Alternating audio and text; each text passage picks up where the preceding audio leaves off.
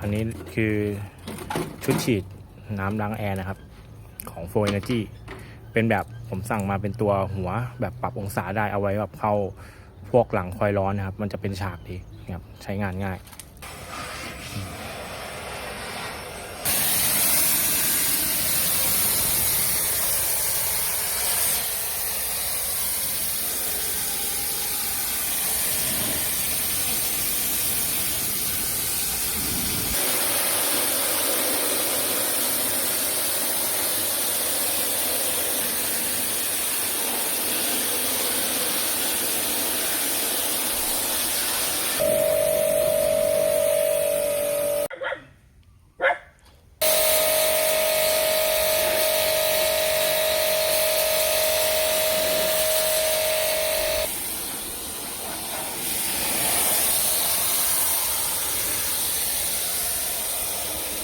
ที่ใหญ่ตรงนี้